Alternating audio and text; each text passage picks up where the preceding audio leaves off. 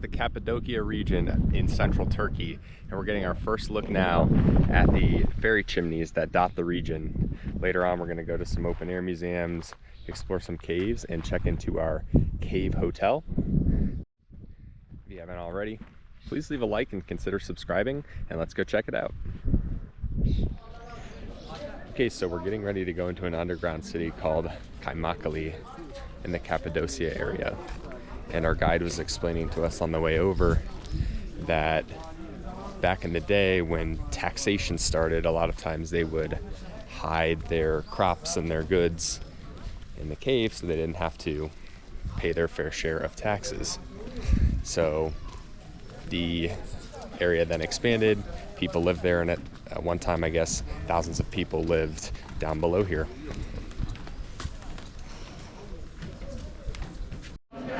So they would have had this room disguised as a stable and a door here. And then when the tax collector came, we would have just thought, oh, this is where they're keeping the animals. But in reality, there's a whole city down below. This room was an early Christian church. From here on out, it gets a lot more narrow and a lot less headroom. We have seen a winery and millstones closing.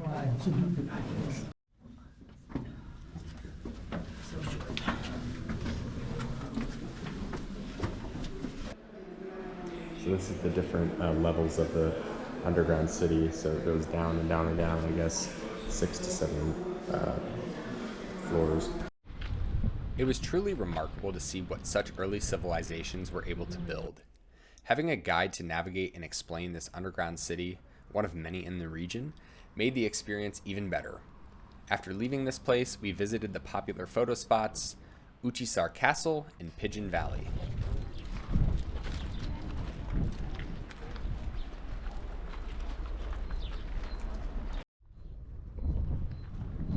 This is called Pigeon Valley because in the olden days, the people that used to live here would house the pigeons, collect their poop, and sell it as fertilizer. That's a true story.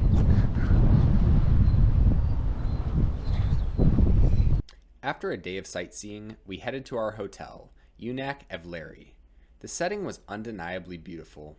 However, we learned that a cave hotel doesn't mean every room is within a cave. And since these places don't have AC, that can make a big difference. Also, each room can be quite different from one another. For example, ours had stairs to go to the bathroom. We've been more impressed by hotels before, but in hindsight, it was fine. We just had a slightly higher expectation.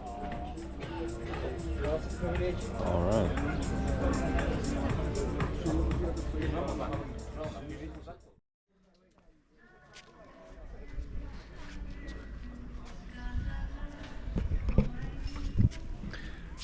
Wrapping up day one of our Cappadocia trip.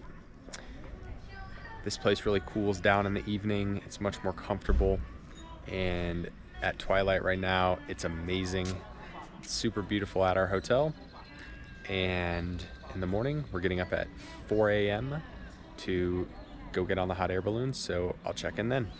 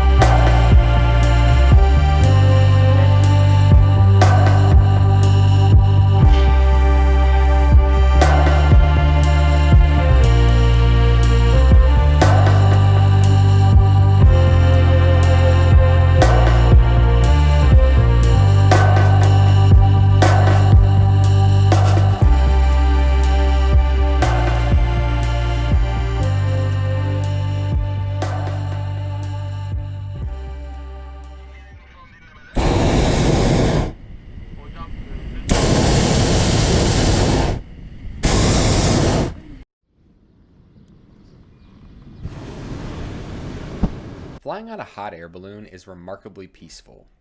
In between the blasts of hot air, it's very quiet, and you can truly appreciate the uniqueness, scale, and remoteness of the Cappadocia region. And rest assured, these balloon pilots are very skilled. They do this every day. Our pilot guided the balloon within feet of Fairy Chimneys before landing the balloon basket perfectly back on its trailer.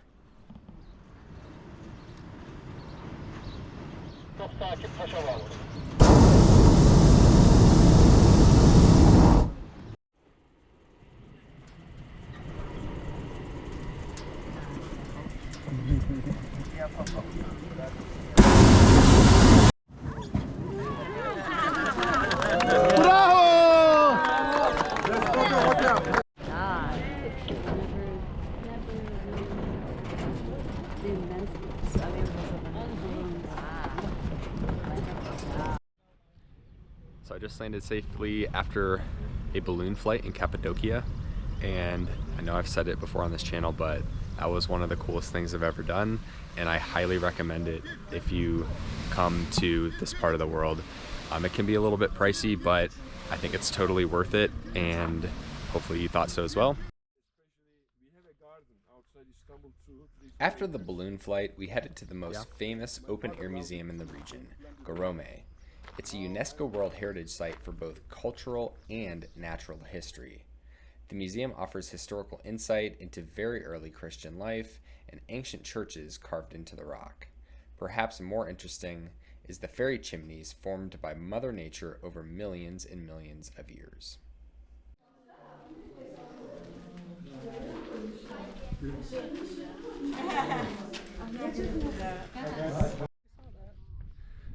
So the way that these fairy chimneys are formed is the little hat on top is a much harder rock than the rock it's protecting down below. So over millions of years, the rain has washed away the softer rock as it's been protected by the top rock, and now protects it from the rain and from erosion.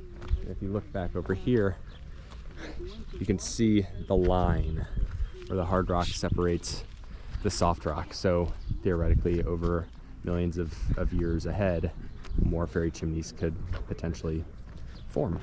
One thing I'll say about visiting the Cappadocias is it would probably be difficult to come here unprepared.